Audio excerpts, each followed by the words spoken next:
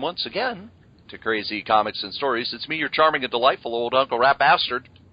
And at the other end of the series of tubes and wires we call the internets is Joe, Crazy Writer. How you doing today, Joe? You know what I like best about this podcast is when I can put my finger up my nose like this, and no one can really see me. Yeah, but we can hear it and we can imagine it, and please stop. And I can see it. Oh, I'm sorry. Oh, but what? What? Well, we won't discuss it anymore then. Well, Butch could see it. Hey, Ladies and gentlemen. I'll be back. My finger's all wet. Oh, there he goes. Butch is with us. Pantsless wonder. How you doing today, Butch? Well, I'm doing all right. It's summer, my favorite time of year. No. Well, yes. And why is summer your favorite time of year? Because it's not 60 degrees in my house. Oh. You know, It's, 160 degrees in your house? Even 61 is an improvement. here I thought your favorite time of the year would be FallCon. FallCon. 100 square feet of awe-inspiring comic book wonderment. And, of course, the Nick Post Scholarship Fund silent auction will be there, which would be kind of cool. Free grab bags. Sorry, grab bags. See, for the first 100 people. October 8th, 2016, 10 a.m. to 6 p.m. at the Minnesota State Education Building. You need to get some education. It's good, because if you are smart, and we know you are because you're listening to this here podcast, you can... And cute. If you're smart and cute. Well, he always adds things, you know, and then it's redhead, and then it's pie, and then it's... No, I didn't say anything about redheads. Our listeners are smart and cute. www.mcbacomiccons.com. Advance tickets on sale now. So that way you don't have to wait in that line that has traditionally gone all the way the length of the fairgrounds. You can just walk right in like the VIPs we know you are. And, you know what else is coming up here real soon? Arbor Day! No. Saturday. This Saturday. Saturday. August 6th. We had one last week. We had one last year. What's so We will be special about appearing this at one coming up? World. We'll be appearing at Blizzard World. Blizzard World, which is a Minneapolis Comic Con, being held at the MTS Charter Schools at 2872 26th Avenue South, Minneapolis, Minnesota, from 10 in the morning till 5 in the afternoon. There are artist tables. There are dealers. There are us. Just go to their Blizzard Facebook page, look up Blizzard World on Facebook, or click on the link in the show notes. Admission is $3 for the kids, 11 to 17, $5 for adults, free if you wear a costume. And we're going to be there, and we're going to be live podcasting the whole time. And by we, I mean me. Yeah. I got to work. Yeah, I gotta... Oh, well, no, wait a minute. Maybe I could be there. Maybe Butch will be there. Oh. I'll have to check my schedule. Well, yeah, does your daughter have volleyball? No, I got over at 6 o'clock today. Oh, good. That thank goodness your daughter's school stuff is done for the day. Is that why you like summer? Well, I certainly wouldn't want to go to that October 8th comic convention today. Is that Butch? In today's heat. Yes, it is. Butch! Yay! Yay! Hooray! Now we're having some fun. Ah. And also joining us is the lovely and talented Jen Wicked. How are you doing today, Jen? I'm okay now that Skype is done updating. Skype always updates. I love how it doesn't give you any kind of warning until you go to open it. Hi, time to update. You won't be needing me for the next 15 minutes. Yeah. Surely I didn't open this for a reason or anything. Yeah. Yes, you did, and don't call me Shirley. Please clap.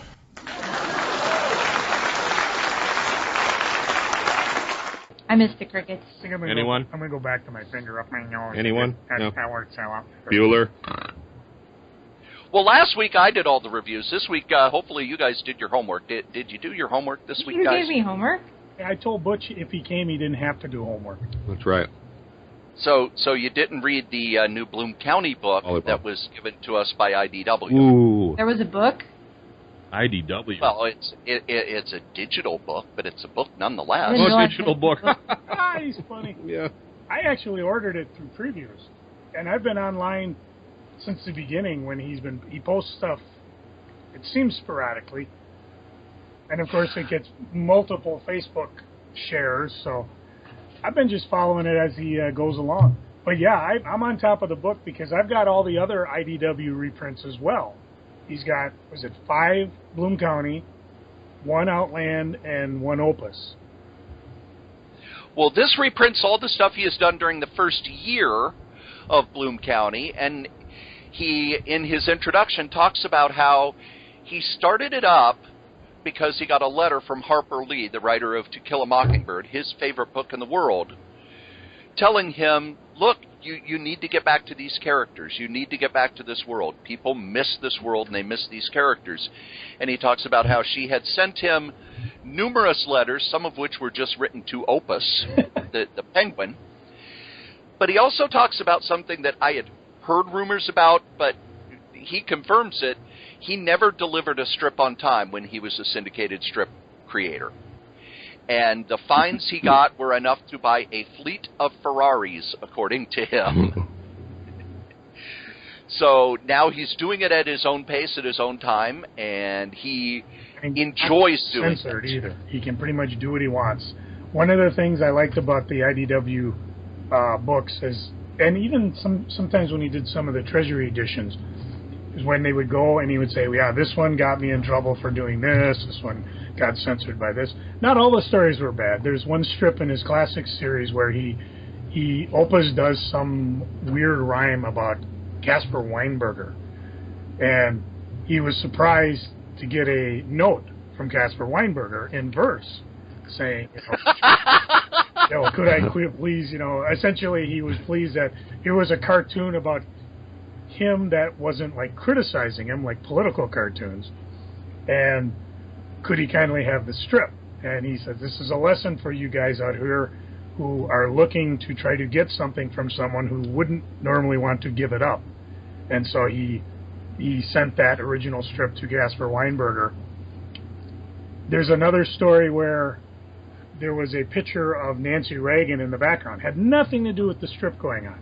But Ronald Reagan sent a note saying he wanted that strip because he was so tickled that she was included in the strip, even though it had nothing to do with her. She just happened to be a picture in the background. So I love stories like that. One of the big ones I remember way back pre-Bloom County, back when he was trying to become a political cartoonist, he sat down and he drew his first cartoon. It was in typical, what we'd recognize as Bloom County style, a bunch of old people's face all upset, and behind him a big Winnebago camper, and it was in the style of a Star Trek, so it had the black background and stars, and it said, Honky Trek 3000, talking about the phenomena of how when a black guy moves in a neighborhood, all the white people flee to the suburbs. Needless to say, when it was published, the readers weren't impressed, and he got fired right away. Yeah. Well, I read through the book. I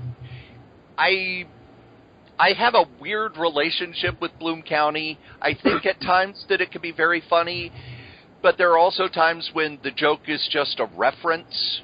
It's like, oh, yeah, I know you're talking about Donald Trump's hair. And I think with him coming back, he's worked more on having a good punchline rather than just a pop culture reference. And the book itself has the daily strips and then has the Sunday spread out over 2 pages with what he feels is the best Facebook comment that was made on that Sunday strip.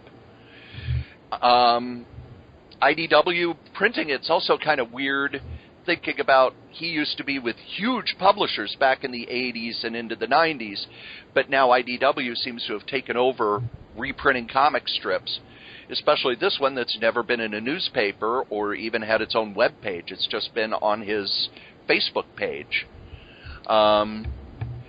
What struck me was it's been 25 years and his cartooning style hasn't deteriorated. A lot of cartoonists, as they get older, they simplify. If you're not drawn for 25 years, it's pretty hard to come back and be as good as you were. And I think his art is just as good as it was back in the 80s and early 90s. I guess that's why I didn't realize there was a book, because I was already familiar with the comic. and I appreciate, like, sometimes when I read it, but I've never been able to get into the art style. So I've never actually read much of it because I just couldn't get past the art. Well, as we do our reviews, we always say buy, borrow, or ignore. Joe, I think you've already told us you're buying this book. Oh, yeah. I got to keep my collection together. Jen? What? Buy, borrow, or ignore. What book? The Bloom County book that we're reviewing. No, see, you said ignore, so that was a joke. Yeah, see, he doesn't get the reference. If you like the comic, buy the book. If you don't like the comic, don't buy the book. For me, it's a borrow. I like it, but I don't like it enough to spend money on it when I get it every morning on my Facebook page 12 times. And with the book, it doesn't give enough extras for me to go, oh, yeah, I need that. I think anymore, if you're going to reprint, especially if you're reprinting a web strip or something that's readily available, if you're going to print it as a book, you better have some extras. So this is one that I rate as a borrow. And over the weekend was San Diego. I'm so glad it's over. And why are you glad it's over? Because a huge part of my Facebook newsfeed is populated by, like, comics people and artists and stuff, and it's just a huge punch in the gut, like, every year, because I don't get to go. I heard Although, I can tell you there is good news from our friend at one of the Hot Comics guy, Dan Biesemeyer. He was out there as a guest because he does a lot of Lego art, and his career is basically exploding because he's becoming the Lego guy if you need Lego art. And again, he's talking about the people he met and things like that. But I'm just going to read this straight because he says this was a main topic from the 2016 Comic-Con. He says that San Diego Comic-Con's new badge system is a game changer for the event and the conventioning industry, and every vendor and creator should take note of what this truly means. The new badge system, it contains an RFID chip inside tied to your specific identity. Every identity had to scan at the entry and out at the exits all the time, and it worked very well. So well that it eliminated counterfeiting in the process of multiple people sharing badges and getting access throughout the day. This had a very noticeable effect on anyone selling product inside the exhibit hall. Estimates put attendance down nearly 30% on the show floor, which speaks volumes about just how many cheaters were gaming the system in years past. So without the refresh of new wallets entering during the days and less people overall on the floor, sales were down tremendously for many exhibitors, especially the exclusive toy vendors and artists. The toy scalpers could not keep sending in new minions to buy the exclusives to go out and then flip on eBay, while the daily cries throughout Artist Alley were constant. It was fascinating to watch it unfold all week. While the powers that be running SDCC now know they can actually sell more tickets next year, this is a wake-up call for all those who set up within its halls. You can no longer roll into this event with the same game plan you had for several years if you want to strip fans of their dollars. This is an evolution here to stay, and unless you adjust to it fast, you'll be crying in your booth every year going forward. To me, my takeaway is that means I might actually have a chance at getting a pass to go to San Diego Comic Con. That's what I was thinking. Yeah. Because Cory and I, how did we score passes way back in 2001 to get in Comic Con? I mean, well, first off, it was not the monster it was now. I was able to get us both passes that day. But because I remember, the day they came out, you could still get them. And got them. Yeah, I mean, there were people waiting in line to get them, and we'd had them before we even got there. Well, and we were hanging out with Kat at the time. Kat bought her 4-day pass the day of. You could still do that in 2001. I think it wasn't until 2003 or 4 where that became totally impossible. Remember, we also had a hotel. It was way out in the middle of nowhere, but we still had a hotel that didn't cost an arm and a leg. True. I was able to use I think I used William Shatner's hotel thing, and was able to get a hotel for less than $100 a night I'm hearing stories now where the Motel 6 is $700 a night. And we even parked in the auditorium. We got there Yeah, we did that one day because we were running so late. We missed all the shuttles. We parked under the convention center, and it took us 3 hours to get out. Well, I remember I don't know where the hell I was. I might have been staying up. I remember because it used to be... It was a retailer thing. Yes, you went to the retailer that's where thing. I was. So you dropped me off, and that was it. So, other than that, I thought that was big, especially with Dan talking about what the badge was. I don't know if you heard any of that either. I did hear that. And we talk about certain things happening every year. You know what happened this year that happens every year? Our buddy from Mile High Comics, Chuck Rosansky, setting up Tuesday, had a picture talking about how much money he spent to come to the convention. No one was there to help him unload. This is the worst convention ever. Don't know if I'm ever coming back. Every year. Yeah, I think he's been saying it since '82, because I remember in the comic book price guide back in '82, he was already talking about San Diego Comic Convention's falling apart. It's not worth it for comic dealers to go anymore. Don't know if I'm coming back next year. Like Pat Gruber and the going out of business sales. That's one. There were all kinds of news items that came out that had to do with movies and TV and everything.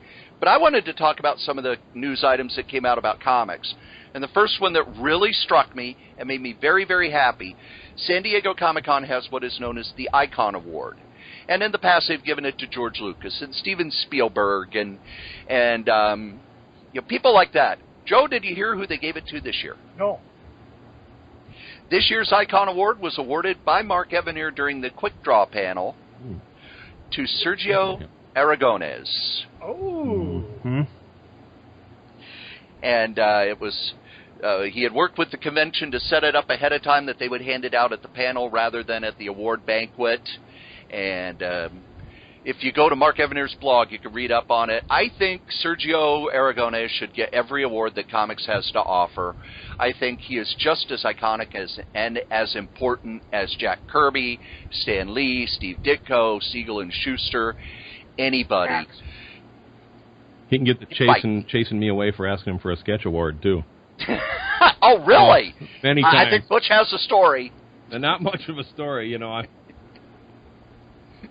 Because I've never seen him at a convention. He's always been at a panel or something like that. I don't think he's never been to the MCBA con because in the early years when we could have got him, there were artists there who were like, no, we don't want him. Yeah, there's always somebody saying that.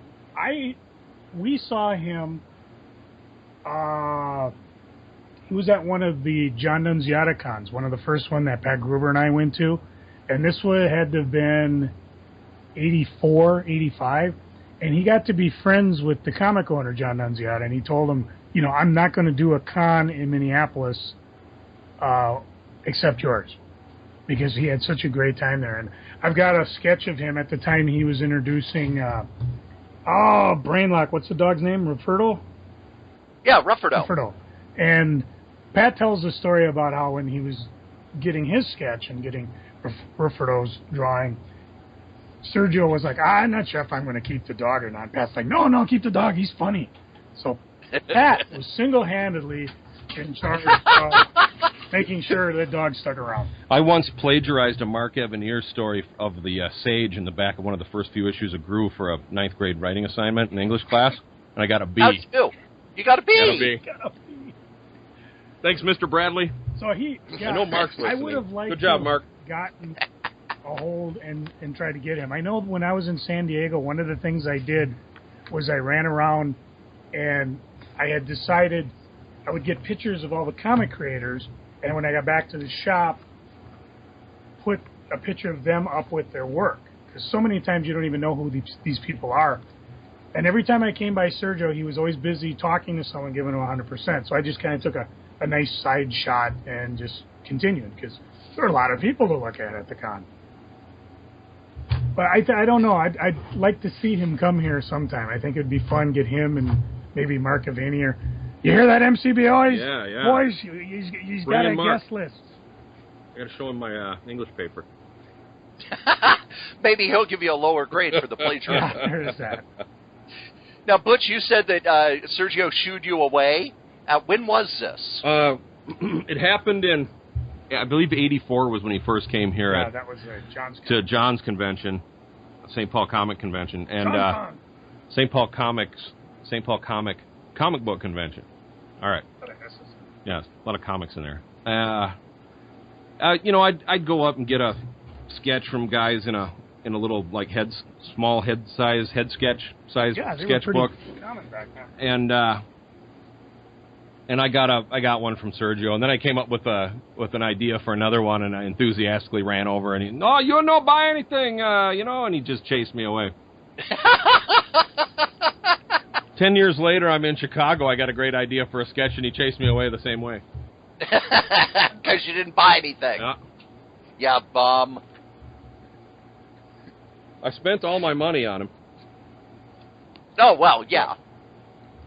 By not buying anything. By not having any money. Jen, was there any news that you saw or anything that you saw on your Facebook feed other than not being there that jumped out at you? I don't know when that one was. No, not really. All right, then. Sorry, I'm pretty tired tonight. Well, I got Butch to pick up the slack for me. Well, that's good. That's why we have Butch here, so that we don't have to say anything. There you go.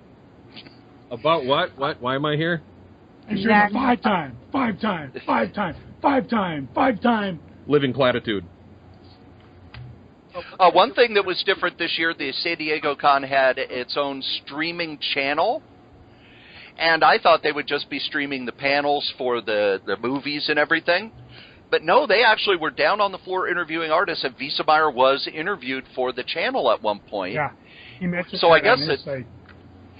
I guess that they went down and were talking to artists and everything. That's because all the bigwigs were talking Entertainment Weekly. Well, yeah. But I think... hello? I'm hearing myself.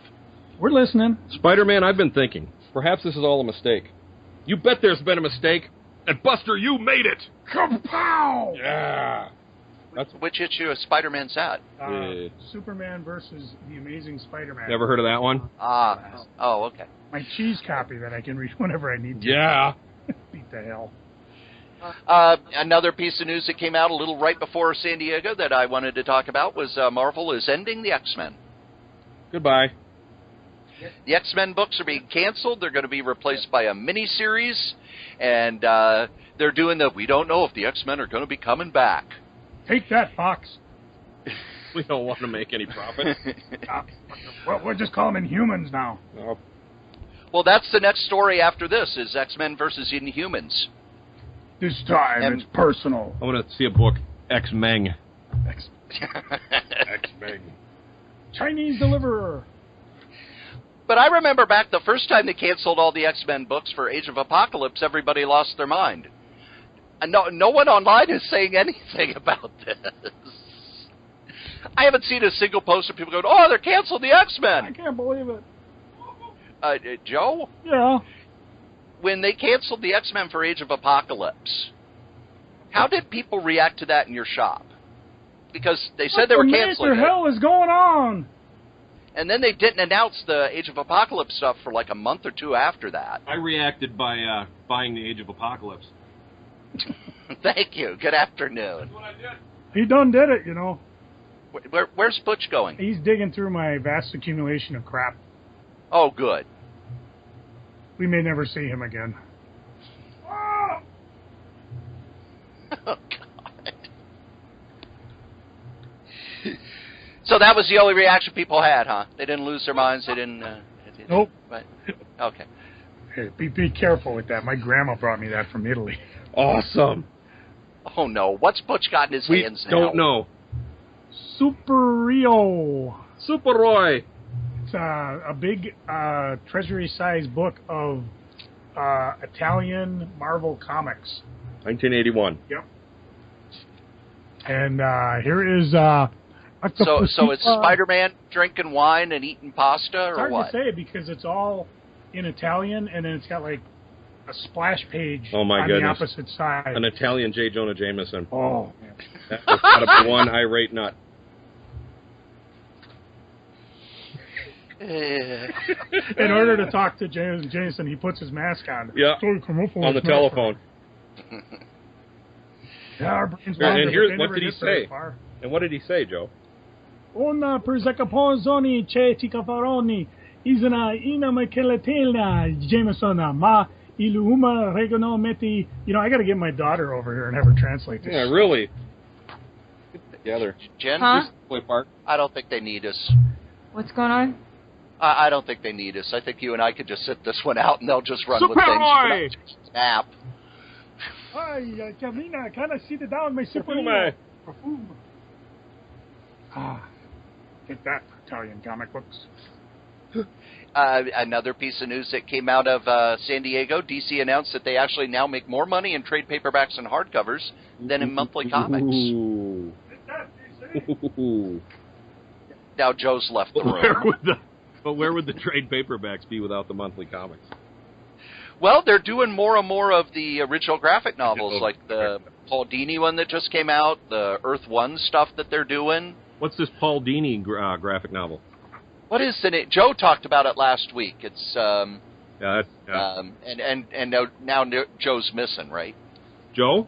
I don't think he was here today. Now Joe's not paying attention to the podcast.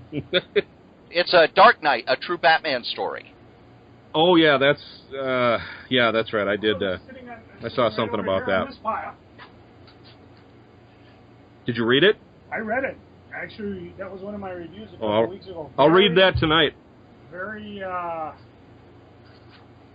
it's tough because it's a true story. Mm-hmm. You know, it's not the typical superhero stuff. It's published under the Vertigo banner, and I mean, I read it when all the weird shit was breaking out in the world, and it was probably not the graphic novel to read when all that was happening, but a very intense personal story.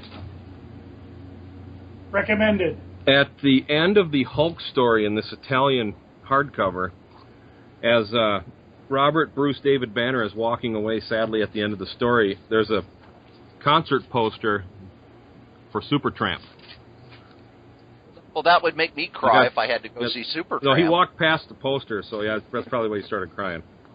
Joe talks a lot about the San Diego exclusives and the stuff that you could get at San Diego. I'm not big on the I'm not big on the exclusives, but I saw one that I want, and I already went to eBay, and it's not there. Master? Nope. You didn't hear about that? No. Give me one of those Google-eyed looks. Shockmaster. Let me Google it for you. Now we're talking. DC gave out a Flex Mentallo towel. Oh. A Flex Mentallo beach towel. A Flex Mentallo, hero of the beach. They only gave out a handful.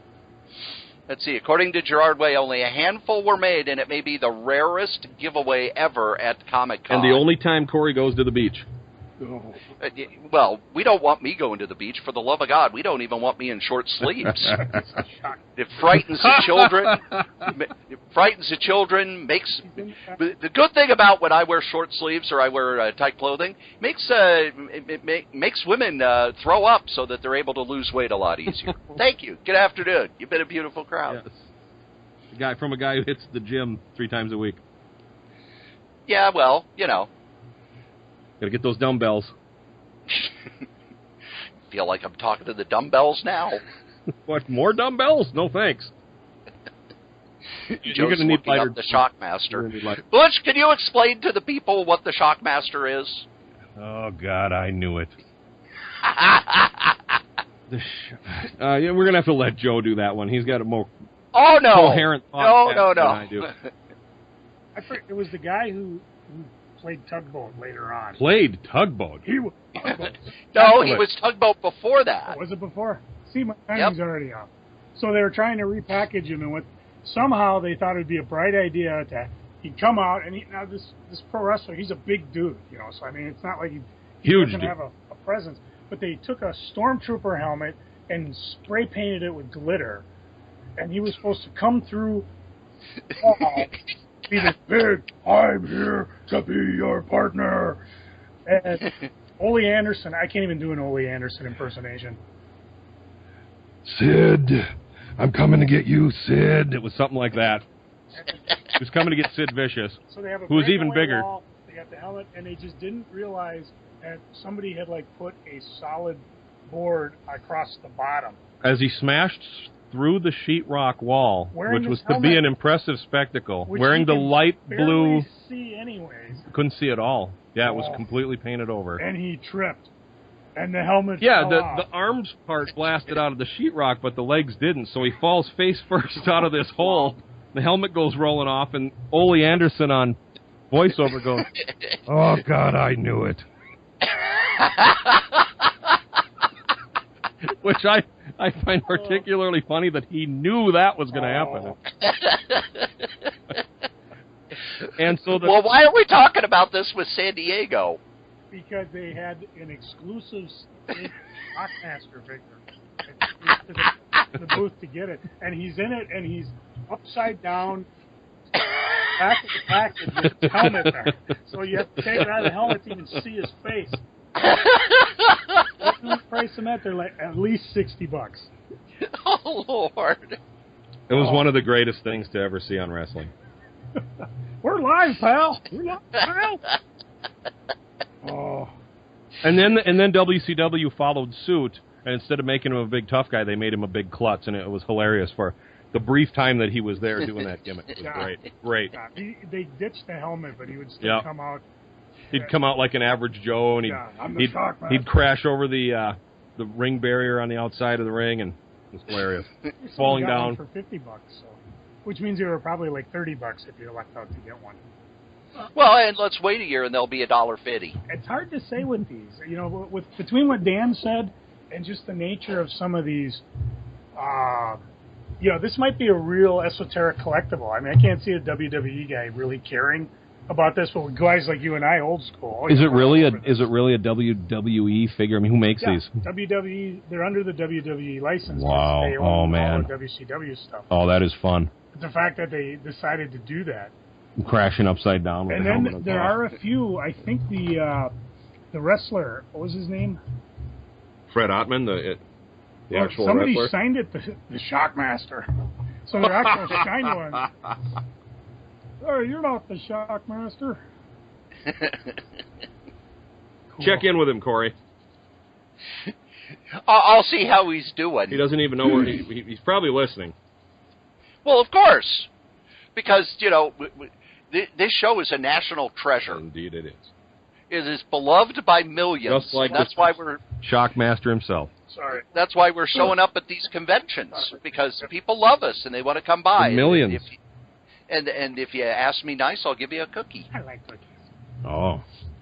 Well, Joe doesn't get a cookie because Joe won't be at Blizzard World. Mm-mm. Nope. And we've got LionCon coming up the end of August. You're lying. Not only do we have LionCon... Oh, boy. Lion. Not only do we have LionCon coming up, but, Joe, I should tell you what they're asking me to do. I don't think they've got a whole lot in the way of guests. I'm going to be honest with you. Nope. They're mostly a hole-in-the-wall comic show. Good place to go to get some decent deals on stuff. Well, that's Blizzard World. I mean LionCon. You want to know how I think that they may not have a lot of the star power? How do you know? Whoa. They're going to be on the local morning zoo show for the rock radio up in St. Cloud. They have asked me if I could go on as a guest a few times. Well, let's be honest, kids. If you're asking me to be a guest on your show, pretty goddamn desperate. Well, let's see. We could get that homeless guy who's drinking out of a bottle down on Fifth Avenue. Oh, no, let's get the guy who does the comic book podcast. Let's get him instead. I don't know. The homeless guy's pretty funny when he starts ranting. Nah, we'll get the comic book guy. We'll get the guy with the weird voice and the stupid hair and the face that frightens small children. We'll get him. He's not funny when he starts ranting. Another announcement out of San Diego that just kind of made me shake my head and wonder who the hell's thinking of this. Joe, do you know the Dastardly and Muttley cartoon? Mm-hmm. Yeah. Mm-hmm. Butch, you like the Dastardly and Muttley, right? Yeah, I like them. Okay. Did you like the comic Preacher? Preacher? Yeah, did you like the comic book Preacher? I really liked the comic book Preacher. Would you like to read a comic about Dastardly and Muttley written by the guy who wrote Preacher? Yes, I would. Thank you. Who's the artist? They didn't announce the artist. They just said Garth Ennis will be doing an update for Dastardly and Muttley. Oh, and all I could think is, somebody up there is taking way too many drugs. I'd read it, though.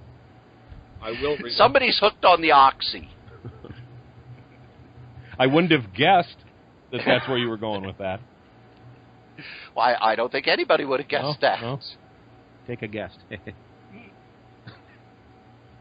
Now, did you watch We have Butch taking Joe's place for the bad jokes. I like it. It sounds like a lot of fun stuff. Any of the previews that came out of Comic-Con?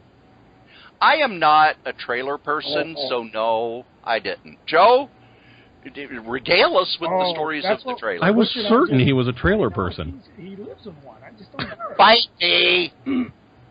The ones that we got really excited about, the second Doctor Strange trailer, which actually has some of the CGI magic in there, or maybe it's real, you know. There's some powers going on there. The Justice League trailer looked pretty hot. Mm-hmm. The Wonder Woman trailer. Wonder Woman. Very hot. And we watched the animated Justice League, which was kind of cool, because that was just one of those flash, quick things showing off. Yeah, I love that stuff. I love that. Ending with Batman, did you miss me? Which was really cool.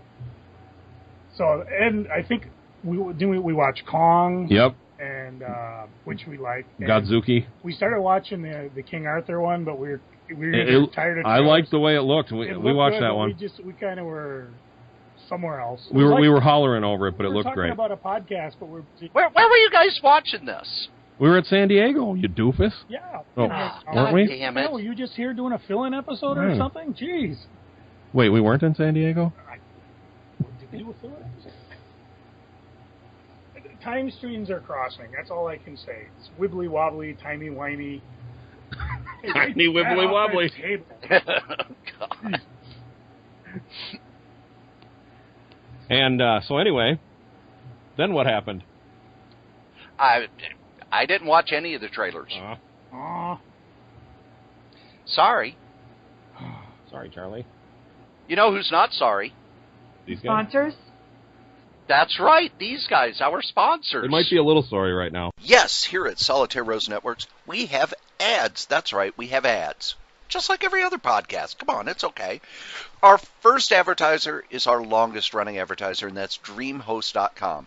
DreamHost.com is the best, bar none, web host all over the interwebs. You could go to other web hosts. You could go to the ones that have big ads on TV and everything, and they're not going to give you the service, the dependability, and the reliability of DreamHost. Head on over to DreamHost.com, use the code CRAZY, KRAYZ, and get $20 off your first year of web hosting. Another of our sponsors is Dollar Shave Club. Dollar Shave Club has great blades at low prices, and let's face it, you gotta shave. Head over to shaved.by/C19DC. Get you some blades. They're wonderful. I use them. I use all of our sponsors. Matter of fact, head on over to crazycomics.com. Over on the right-hand side of the page, you'll see all of our sponsors. Bombas, Grays, Flaviar, Dollar Shave Club, and DreamHost. If you would like to advertise on any of the podcasts in the Solitaire Rose Network, you can. Just email solitairerosenetwork@gmail.com, subject advertising. Not as sorry as I am. We just got a 2016 Fall Comic-Con update. Update. This is direct from the boys themselves. They say plans are underway for Fall Comic-Con 2016. It's going to be a great show. Great show. Great show. Excellent. As long as it's not 87. We already talked about Saturday, October 8th at the Education Building. Hours of the show, 10 to 6 p.m. Dealer applications are being printed and will be mailed out by the time this There'll be dealers there? Yeah, and if you want to be a dealer, drop a line to mcbadealer@gmail.com. Include your name, website, social media contact, physical address, as well as what you're going to be selling at the show. Cracking hookers. Creator applications will be sent out shortly as well. To be on that list, it's mcbacreators@gmail.com. And same thing, name, website, social media sites, and where your works can be seen, and your mailing address. Is there an address for guys who just wander around the show? Yep. Basically, just go to Fall Comic Con, where you can buy pre-sale tickets for $8, and that, of course, is at their website. You can get them now, enjoy faster admission to the show, and they also say they still got a couple 2016 MSP Comic Con pins available. Are we going to be there, Joe? I know I'll be there. I don't know if I'm going to be sitting down live podcasting like Cory's want to do, but I'm not even sure I'm here at this one. I'm going over here for a while. Where's he going? Joe, are you in here? Hey, look what I found! Christ. And after we do the ads, I have a mental breakdown, and I ask Joe, what's going on the eBays? Vern Gagne's Pro Wrestling Report. There it is. The souvenir magazine. There it is. AWA. This isn't the one you're in, though. No, I got that somewhere special. Me too. Under your bed? In the garage. Speaking of Comic-Con exclusives, the only two this year I actually decided to jump on. And last year I picked up the Colonel of Two Worlds, starring The Flash and Colonel Sanders. Well, this year at Comic-Con was the KFC Colonel Corpse, which actually sounds kind of funny. Colonel Corps, which is part 2, where you have a lot of the colonels on Infinite Earth fighting for the one true colonel, who, uses 11 herbs and spices to spice up chicken, as opposed to the evil anti-colonel. Too much flavor. Who just wants bland. Too much. Yeah. You can go, I think you can go to Comixology and download it for free, but you know me, I like my physical copy, so I done bought one. The other thing that really caught my eye... Then stashed it over there. Yeah. Oh, dang, get out of the water. I picked up something that just... I don't know if it's because he passed away or I'm a big Star Trek geek, but they have a Hot Wheel exclusive that has a Star Trek figure of Spock leaning against a '64 Buick Riviera.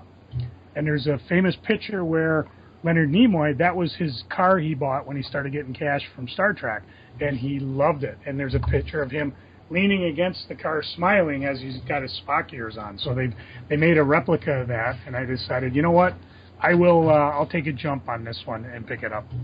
So all the other stuff, there were tons of comics, tons of toys, but after listening to what Dan said, we may be seeing these things show up and maybe drop in price a little. They do have a Fortress Maximus, the biggest Transformer thing ever made. I've seen it going. A couple of guys have actually lowered their price on them. And it had to have been like a $200 toy to begin with, so these guys are asking $300-400. If I had me some cash to just spare, I'd buy one of those and maybe sit on it. But in terms Don't sit on it, you'll break it. Oh, Joe, look out! As far as what I've been selling, Good afternoon. I want to feel like I'm part of the show. You can go to KRAYZ Good luck. and check it out. Tell me you listen to this here podcast, or Jin's podcast, or our buddy Adam's Pizzas and Panels, or Panels and Hookers. I don't know what it is. I will take something Much better with pizza. from my vast accumulation of crap and add it to whatever you bought or won from me. Can I get this ice scraper? No, put that back. Oh. Hurry before Butch takes it all home. Prepare for winter. Yeah, is it winter yet? Just around the corner. It sure feels like it's been long enough that it's winter. I could hold my breath. Winter's round the corner, winter's round the corner to you and my hey.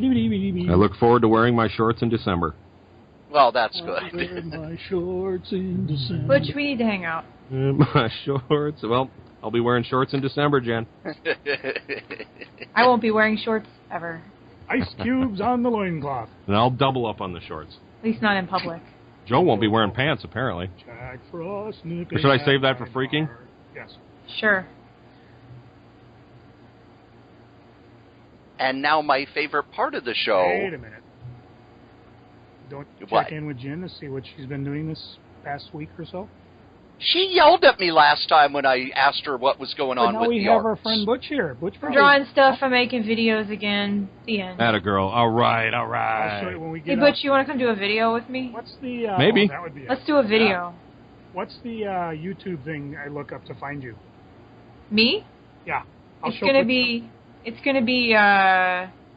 youtube.com/JinWicked, JinWicked. Cool. I'll show him some of your videos when we get off the air. So I had the one talking like a clown, and then we had a tequila. Well, it wasn't really a contest. I got drunk on camera. So if you've ever wanted to know what I sound like or look like when I'm, our pre-con shows where I'm heavily drunk, this is actually only slightly edited video. So I did barf in my car once well, I hadn't eaten all day. Or I'd eaten almost nothing all day. Well, so I started drinking, and I was okay, and I was fairly drunk by the end of it, but, I was fine, and I got up to go to the bathroom, and on my way back, apparently I almost face-planted in the floor, and they were just like, yeah, we need to take her home, because it all just hit me at once. I guess I was drinking fast enough that it got in my system faster than it could be processed, and so they're loading me into the car, and I'm like, no, please leave me on the ground, I don't want to do anything, and they're trying to shove me in there, and it all just came back up, so we're calling the back seat the barf seat now. Is there like a cool comic drawing of this? No, there is not. There weren't, like any. There will be. I was only disappointed, I don't know how bad I looked, because I did apparently, I don't remember. I remember getting up and walking away, and I remember coming back, and I remember stumbling up to Al, and I remember reaching out and kind of grabbing onto him, apparently so I didn't fall. And then I remember being in the parking lot on the ground and hearing voices around me, and Al saying, should we take her to the hospital? Or just a hospice. And then hospice, yeah, thanks. Yeah, straight to hospice. And then, yeah, this is unsalvageable. and then I woke up at some point later on my living room floor. So I have no recollection of, I had given, Taya instructions, and she had my key, she knew how to start my car, she was going to drive my car back, and so apparently everyone came to my apartment because it took 2 or 3 people to get me into the apartment. So I just woke up at some point later, face down on the floor with Taya going, I'm so sorry, and she texting me all day the next day, I'm so sorry. Like, what? It's not your fault. They're like, you're still friends with us. Why wouldn't I be? Well, after everything that happened, it's like nobody fucking stuck a tube in my mouth and poured all that tequila in there. I drank it on my own. I'm not angry. It's actually like, hey, that's never happened to me before. Let me check off that list in life experiences. Drank tequila till I hit the floor and barfed everywhere. Wake up on the living room floor. Yeah. Wake up on the living room floor with no recollection of how I got there, exactly. My life is considerably less thrilling. Well, mine is normally too. Okay. But I got that, so that's what I've been up to, drinking myself stupid. Speaking of stupid, what's Cory been up to? Me, I got nothing. I'm just enjoying the heat. So we ready for Freakin and Geeking? I don't know. What have you been up to, Stroll? None of his business. Work. We'll get to it with Freakin and Geeking. You guys never ask me what I'm up to. You want to know what I'm up to? I'll tell you what I'm up to. Working and mixing podcasts. All you do is make a podcast. Like, why ask? You know why? You know why I work? Because someone has to make up for Butch. You better get to work, buddy. Why do you think last week I put in 58 hours into my part-time job? I'm enjoying Somebody's got to make up for Butch. you add the hours I do, and you add the hours Butch do, and it's, that's normal. That's what normal people would do. Those are normal working hours. So I think it evens out. It takes a little bit of it detracts a bit from the enjoyment of the heat. Yes. Especially when you're inside like I was. I know, understand. Freaking and geeking? Anyone? Yeah, let's. You want me to go first? Sure. Joe usually goes first, Joe, but sure, you can jump in on him. You can mix it up. No, Joe can go first. I'll wait. I don't care. I'm not needed here. I know that. Butch, this should be a geeking, but it's not. Butch, pay back the $10 I borrowed him back from that way back in December. No, what happened was my daughter came up to me this morning. Hey, can you borrow me $10? Easy come, easy go.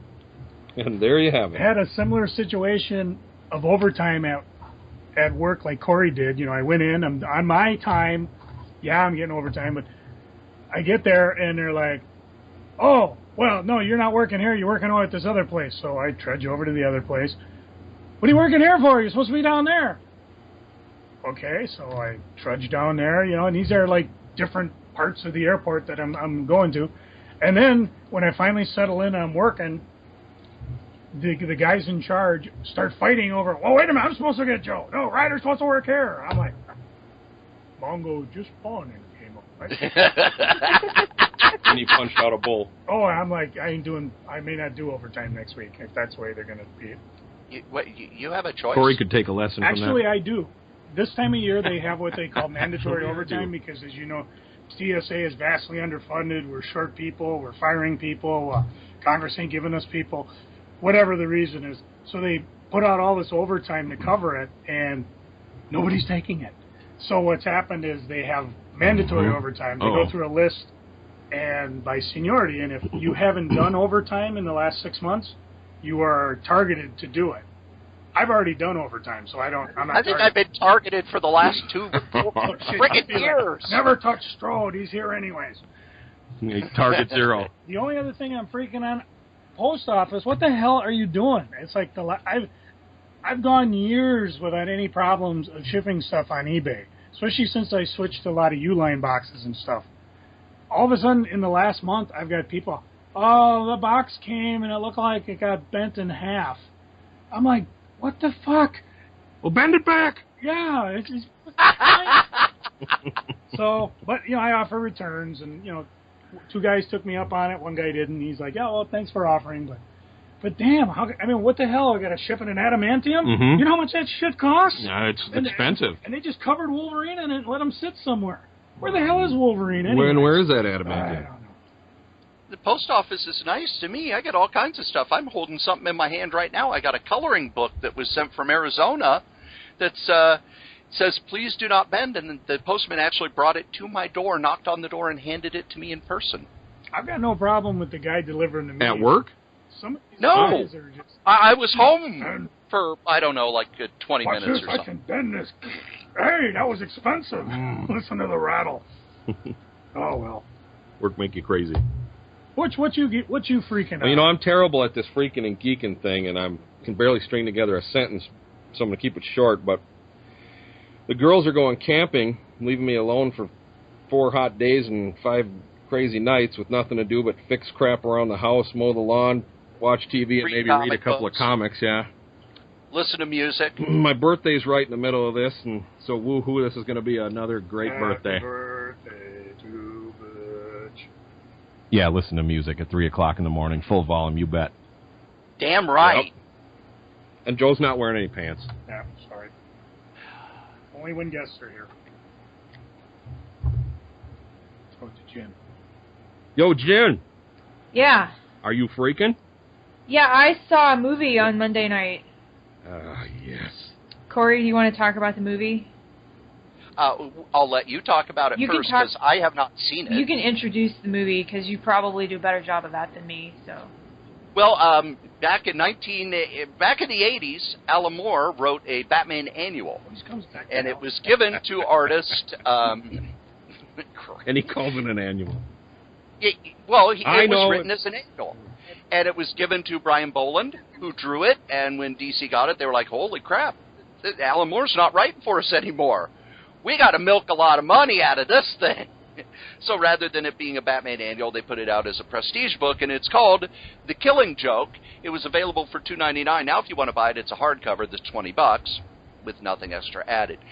But recently, Paul Dini, who we talked about a little earlier, turned it into one of the new DC animated movies, and much like with the it being a Batman annual and them wanting to get more money out of it, when it came in, they went, ooh, we could release this in theaters instead of just direct-to-DVD. So they released it in theaters. And now, Jen, go on. Oh, well, I haven't read the original comic, so... it is not the world's most faithful adaptation, I have heard. Well, I don't know Spoiler alert? because... No, like, I don't really think we need spoilers for something this old. Oh, you guys. Spoiler alert. So I went and saw this Monday, and I really enjoyed myself because the friends I went with seemed to really enjoy it, and I've never been a big movie person, but I have to say, like, when you go with other people and the people around you are having a good time, I don't really care that I personally, like, I liked parts of it, but I don't really get it, and it felt like, I don't know, maybe the ending was more effective in the books originally, but it felt like it just stopped. It just felt very abrupt. Like credits started rolling. I was like, that's it, But the animation is really good in some places. It's kind of shaky in others. Not being familiar with the story, I have watched most of the Batman animated series. I haven't seen the one or two movies they made afterwards. It had a nice little featurette thing with Mark Hamill before the movie, kind of talking about his role as Joker and some of the other Jokers, and I liked that. I didn't really care for they kind of added this, like, Batgirl framing story around it. And I really didn't care for that. So I went out to the lobby and got some food and then, busted the tables and threw away the trash. While Batgirl was doing her thing. But, it felt kind of short. It felt kind of clunky, like, I don't know. I haven't read, like I said, I haven't read the source material to compare it to. It wasn't bad, but it wasn't, like, great. I probably would have enjoyed it more if I was just, like, watching it on TV maybe, but then I don't really do that either. So I don't regret having watched it. I had a good time. I was glad to see my friends. But I personally, since I saw it last night, I've seen a bunch of that in my Facebook feed, and I really haven't seen very many people that had much good to say about it. So, like, what'd you just say? It probably should have been a direct-to-DVD thing? Well, it was direct-to-DVD. Oh. But then it's, we can make more money. Well, it was good. Not great. One of the things that probably did not help it was at the San Diego Comic Con, the person who wrote it, Brian Azzarello, got into a argument with the people who went to the panel about it, at one point calling them all a bunch of pussies. Why? Because they were talking about how they didn't much care for the changes they made regarding Batgirl and her relationship with the Batman. That's why Joe and I haven't seen it. Yeah. And he got irate and just kind of want to remind people that we live in a world where everybody is carrying a video camera, and you can be broadcast immediately at any point you are out in public. Not the best PR move for this guy. Nor was Batgirl and Batman having sex. Plus, like, what if it was like Brock Lesnar? Once again, Joe, spoilers. Oh, fuck the spoilers. We've been talking San Diego the whole time. People, I'm looking at this big headline. Batman, Batgirl sex scene in The Killing Joke pisses off feminists. Beep. You can just beep it, right? Beep. No, Beep. Beep. It wasn't even like a good sex scene, What? Yeah, exactly. Yeah, you don't see anything, really. What? No badass? No badass. Animated sex. You just see her, like, taking her shirt off, but, there's, like, stuff under her shirt, so it wasn't very tittillating. Down for you. Oh, Cory, what are you freaking on? Last week, the writer and star in the new Star Trek movie, Star Trek Beyond, Simon Pegg, told people, by the way, if you don't want to be spoiled on the movie, whenever there's an ad about it this week, turn it off. Turn it off immediately. Now, I am like 5 months behind on any TV I watch, so I don't have to worry about that. But I went and I saw Star Trek Beyond, and first time I'd been to a movie theater since Joe, Butch, and I went to a theater. Oh, wait, no, I went to the drive-in, so I don't know if that counts or not. No. But I saw Star Trek Beyond, really enjoyed it, thought it was very good. We'll talk about it at some later date. But then I was working at the group home this weekend. What a shock. Cory was working at the group home over the weekend? That never happens. Right. Cory was working at the group home over the weekend, and there was an ad, and right there in the ad, it spoiled the big twist at the end. Mm-hmm. And you know how I say I don't care about trailers and I don't watch the trailers? Because more and more, when you see the trailer, oh, good, there's the whole movie in 2.5 minutes. Don't need to go see it now. They've told me everything about it. They've shown me all the funny lines, all the action bits. I know the whole plot now. Wait for it on Netflix. Why do they do this? I understand that you're supposed to want to get people in, but you tease what's happening. You don't tell, oh, and by the way, the bad guy is actually Batman's dad, sort of thing. I don't get it. The other freaking I have, I will just read to you. Me. Yeah, let me down this cockroach milk. I got 3 emails last night from my supervisor.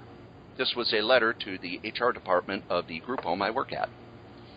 First, to all staff, we need to spread out the burden for our short staffing due to paying out way too much money for overtime. Please reconsider if you are asking for a shift that you know that will pay overtime. Email number 2. It was a passive-aggressive message about how I am not a team player for only working 20 hours over the weekend and not working the overnight on Friday night. I worked Saturday during the day. I did the Saturday overnight into Sunday. Both Saturday and Sunday, I was called and asked if I could stay longer, if I could stay later. I already put in 56 hours last week, so I said no. And then Sunday, they said, we really need you to stay. And I said, I can't. I have a funeral to attend. And I've already been here, this amount of time. I need some time away from this job. I need some time where I'm not working. I got an email about how I was not, quote, a team player, unquote. The third email I got, less than 5 minutes later, Cory, one of the overnight staff called in sick. Is there any way that you could come in and do the sleeping overnight? So that was my weekend. I'm getting mixed messages. You're getting mixed messages. Well, don't do overtime. Please, for the love of God, do more overtime. You're not helping us by doing overtime. You're taking money from us when you do overtime. Makes sense now. I don't appreciate it. Yeah.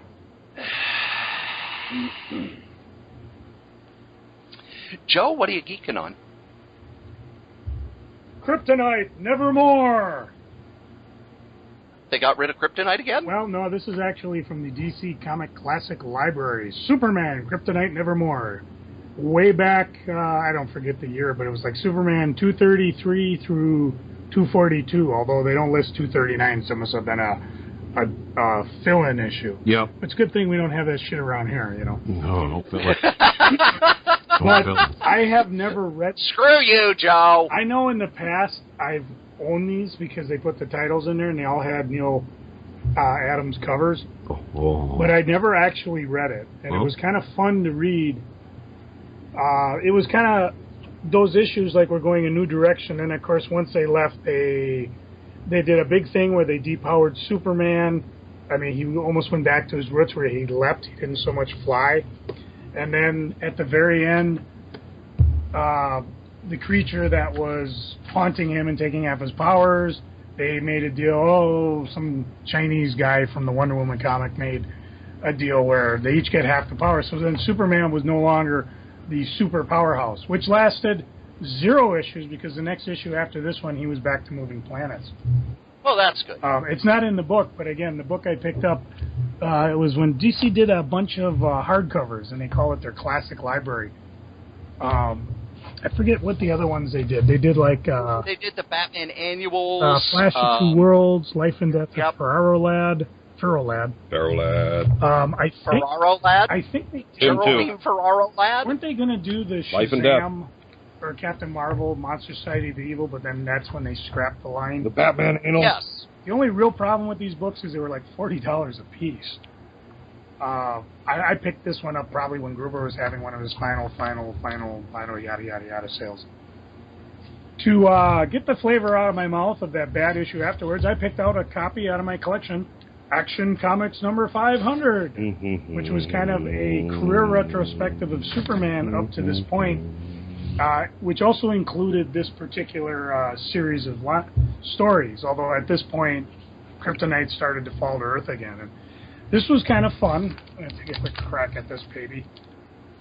Oh, here goes the Shockmaster pulling a comic out of the bag.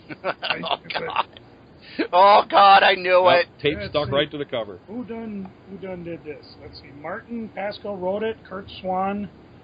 Frank. Did those guys ever work together? Really? Mont. And this was back when Julia Schwartz was doing the thing. The only thing about this, and if you want to do a spoiler warning from a book from 1979. Hurry up.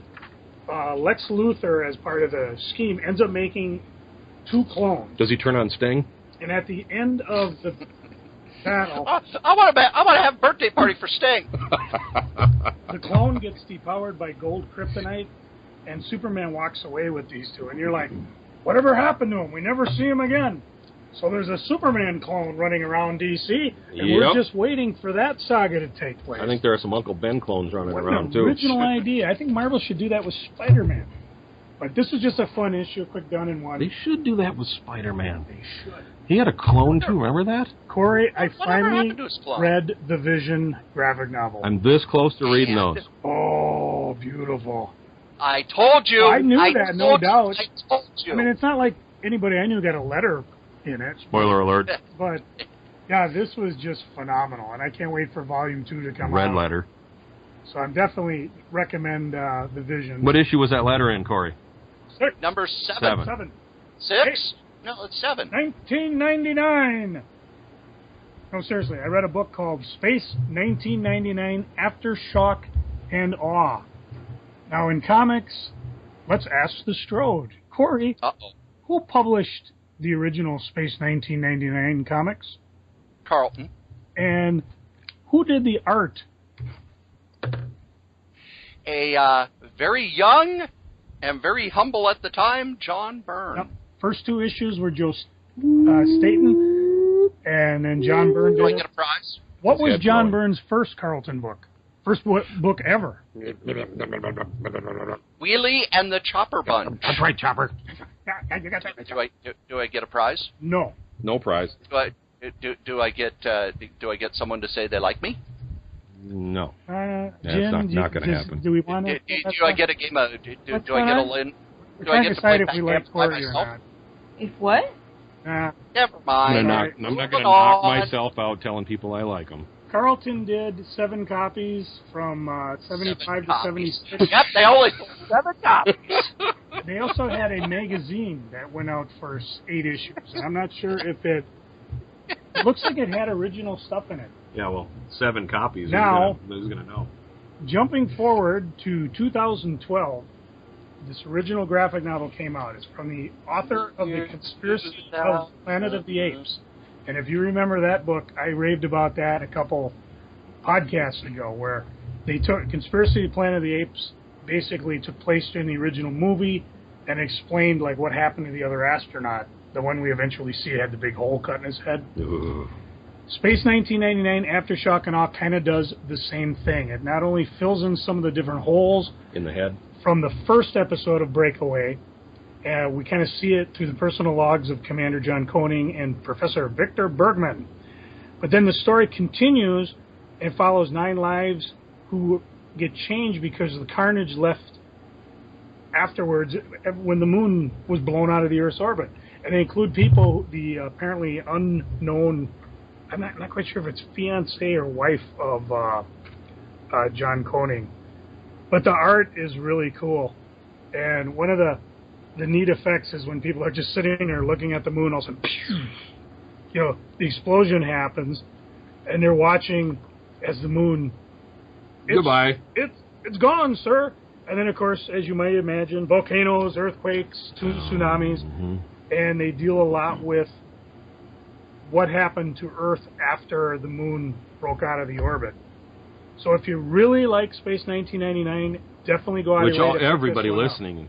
can't stop talking about it. Oh, me, I know. That's After Shock and Awe. That would make a Indeed. hell of a podcast. Space 1999. When do I get to geeking? After Butch. The other thing I'm geeking on, Whiskey Tango Foxtrot. Finally saw that movie with Tina Fey. Pretty good. Picked it up for $1 out of Redbox, and you know, everybody's like, oh, it's Tina Fey, it's gonna be a funny movie. No, it was pretty dramatic. Dynamic? Dramatic. No, it wasn't dumb. Dramatic. Dynamic duo. Mm. So definitely dig that one out. Butch? My girls are going camping, leaving me alone for 4 days and 5 nights with nothing to do but pick scrap around the house, finally. Mow the damn lawn, watch TV, read some comics, and with my birthday right in the middle of that, I'll be all by myself, so woohoo! This is going to be one hell of a birthday. Jen? What are you freaking out? And Joe's not wearing pants. Oh, yeah. Just hanging out. Uh-huh. Hey, I can get that attitude from my wife. I don't need it on the podcast. Yeah, especially without the pants. That's it. I'm going to put on pants. Yep. I've been insulted. Whiskey Tango Foxtrot.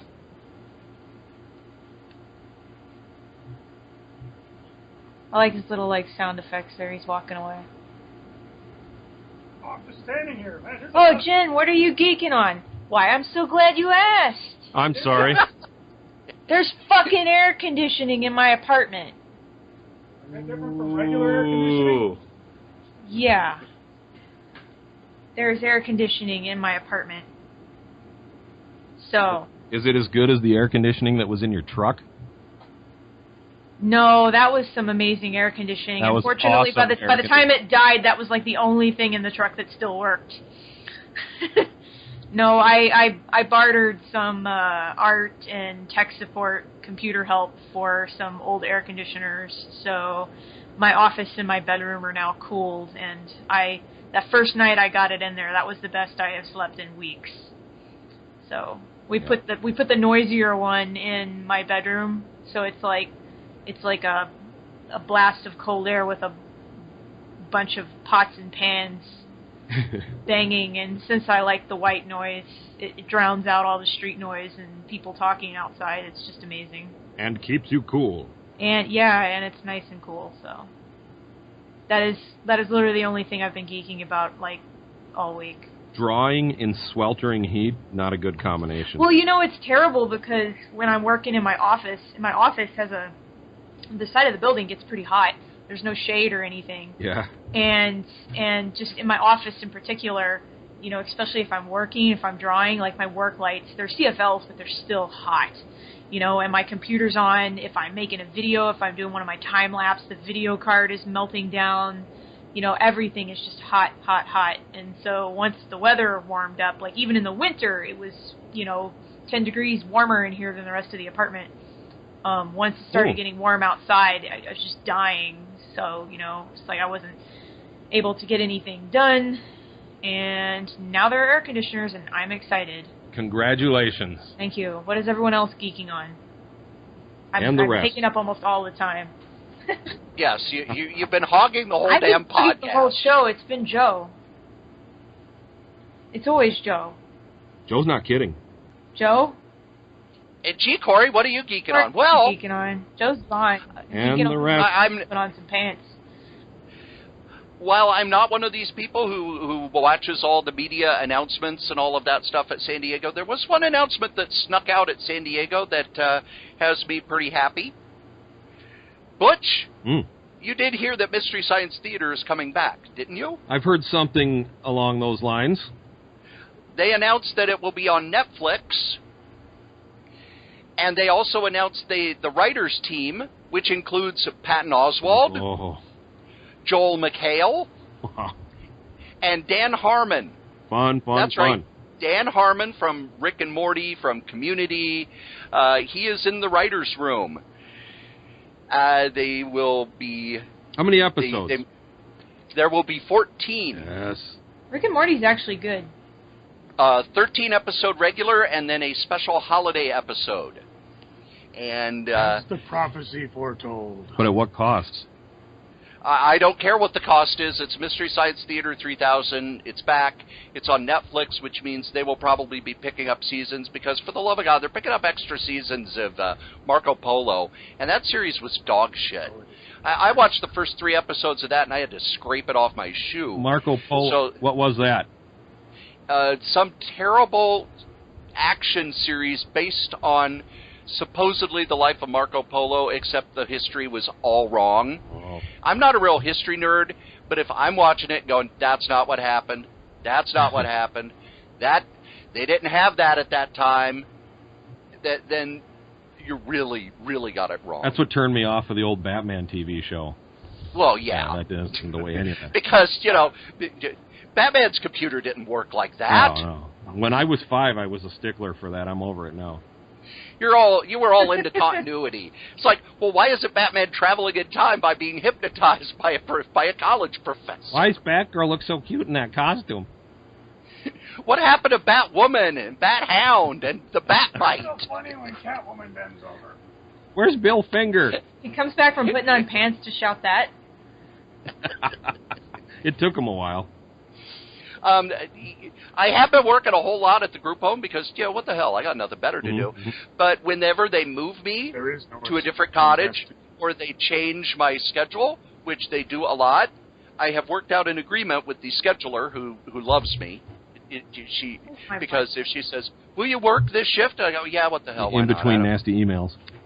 No. It's the supervisors who send the nasty emails. The scheduler is the one that's like, you have just saved my life. And you couldn't get the email because you never are at home.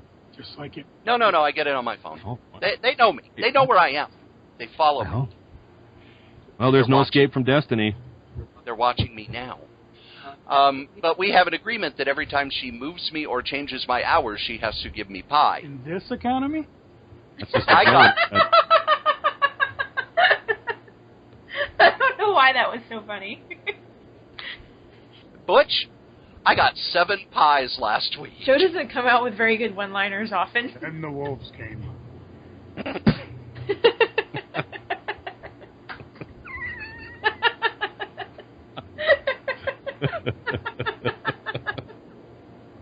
I think his pants are too tight. You listen for the pitch of his voice. Yeah. And the last thing is... Cory's still talking. Whatever. You just have to stall him until 9:30 because that's when he has to stop.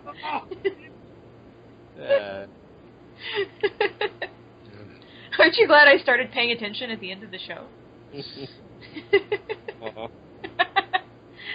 I miss you, Butch. Where have you been? In this economy?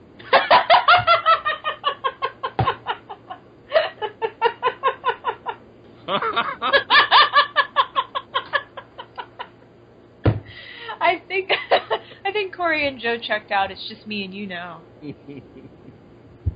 Believe it or not, kids. And that you'll never know the rest of the story. Good day. Good day. I said good day. Page 2.